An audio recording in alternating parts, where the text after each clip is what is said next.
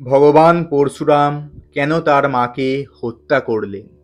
নমস্কার ভারতীয় দর্শন শাস্ত্র, রামায়ণ, মহাভারত, গীতা এবং বিভিন্ন দেবদেবীর পূজা অর্চনা আমাদের চ্যানেলের মধ্যে শুনতে সঙ্গে থাকুন। আজকে আপনাদের সামনে যে বিষয়বস্তু নিয়ে আলোচনা করব তা হলো ভগবান পরশুরামের মাতৃহত্যার কাহিনী। ভগবান পরশুরাম কেন তার মাকে হত্যা করলেন? বন্ধুরা, মহাজ্ঞানী মহাশক্তিশালী ধর্মরক্ষক ভগবান পরশুরাম, যিনি রামায়ণ ও মহাভারত দুটি ধর্মগ্রন্থেই নিজের ব্যক্তিত্বের মাধ্যমে এই সংসারের মার্গ দর্শন করেছিলেন। বন্ধুরা, আপনারা কি জানেন তিনি নিজের হাতেই নিজের মায়ের ধর থেকে মুন্ডু আলাদা করে দিয়েছিলেন? কিন্তু এর পিছনে কি কারণ ছিল? সবসময় ধর্মের পথে চলা ভগবান পরশুরাম যে মায়ের আঁচলে ছোট থেকে বড় হলেন, তারই হত্যা করতে তিনি উঠে পড়ে লাগলেন কেন? বিষ্ণু পুরাণ অনুযায়ী পরশুরাম ঋষি যমদগ্নি ও মাতা রেণুকার পুত্র ছিলেন। 5 ভাইয়ের মধ্যে পরশুরাম সব থেকে ছোট ও আজ্ঞাকারী পুত্র ছিল। ভগবান শিব তাকে কুঠার ও পরশু দান করেছিলেন, যাকে সবসময় নিজের সাথে রাখার জন্য তিনি পরশুরাম বলে পরিচিত ছিলেন। একদা ঋষি যমদগ্নি নিজের পত্নী রেণুকাকে জঙ্গল থেকে কিছু কাঠ সংগ্রহ করে নিয়ে আসতে বললেন। যখন মাতা রেণুকা জঙ্গলে পৌঁছালেন, সেখানে ওই জঙ্গলের পাশে একটি নদী ছিল।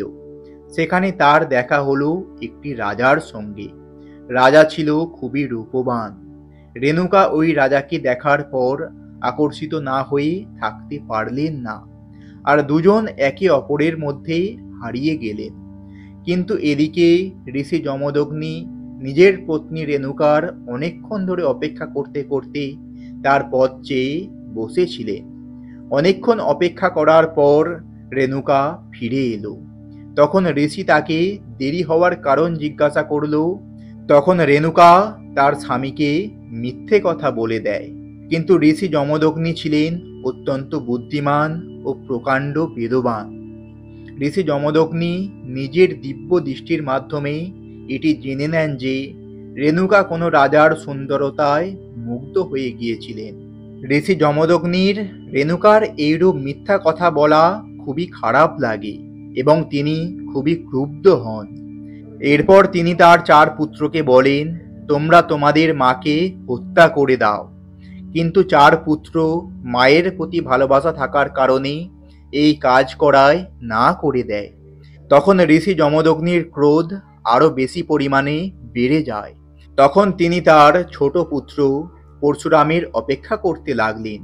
কিছুক্ষণ পরেই পরশুরাম সেখানে এসে হাজির হলেন এবং যমদগ্নি তাকে বললেন, হে পুত্র, আমি খুবই দুঃখিত, কেননা কোনো একটি পুত্র আমার কথা শুনছে না। তখন পরশুরাম তাকে জিজ্ঞাসা করলেন, কি হয়েছে পিতা? আদেশ করুন আমাকে। আমি আপনাকে বচন দিচ্ছি, আমি আপনার সকল আদেশ পালন করব। তখন যমদগ্নি বলেন, তোমাকে নিজের মায়ের মুন্ডু ধর থেকে আলাদা করে দিতে হবে। এই কথা শুনে পরশুরাম হঠাৎই ধাক্কা খেলেন এবং অবাক হয়ে গেলেন। কিন্তু তিনি যে তার পিতাকে পূর্বেই বচন দিয়ে দিয়েছেন। এই ঘটনার পর পরশুরাম তার মায়ের কাছে গেলেন এবং কান্না করতে করতে সেই কুঠার দিয়ে তার মায়ের মুন্ডু ধর থেকে আলাদা করে দেন। এই দৃশ্য দেখে বাকি 4 ভাইয়ের চক্ষু দিয়ে অশ্রুর ধারা বইতে থাকে। এমনটা করার পর পরশুরাম জিও আত্মগ্লানিতে ভুগতে থাকলেন এবং খুব জোরে জোরে কান্না করতে লাগলেন। কিন্তু ঋষি যমদগ্নি খুব খুশি হলেন এবং সে তার পুত্রের কাছে গিয়ে বললেন, হে পুত্র, আমি খুবই খুশি হয়েছি। এরপর তিনি তার পুত্র পরশুরামকে বললেন, হে পুত্র, তুমি কি বরদান চাও, বলো আমাকে। কিন্তু ভগবান পরশুরাম নিজের মায়ের মৃত্যুর ফলে মানসিক দিক থেকে অত্যন্ত ভেঙে পড়েছিলেন এবং তার খুবই কষ্ট হচ্ছিল। এই জন্য সে তার কাছে বলল, হে পিতা, আমি যা চাইব তা আপনি আমাকে দেবেন? তখন তার পিতা বলল, হ্যাঁ, অবশ্যই দেব। তখন পরশুরাম বলল, তাহলে আপনি আমার মাতাকে পুনর্জীবিত করে দিন। যেহেতু ঋষি যমদগ্নি উচ্চ শ্রেণীর বেদবান ও নিজের দেওয়া কথার দাম রাখতেন, তাই তিনি তার পুত্রের এই কথাটি মানা করতে পারলেন না। তিনি অদ্ভুত শক্তির মাধ্যমে নিজের পত্নী রেণুকাকে পুনর্জীবিত করে দেন, কিন্তু পরশুরামজির উপর মাতৃহত্যার পাপ লেগে যায়।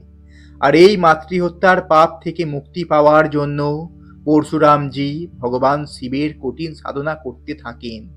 আর মহাদেব তার এই কঠিন তপস্যায় প্রসন্ন হয়ে তাকে সাড়া দেন এবং তাকে এই পাপ থেকে মুক্ত করে দেন।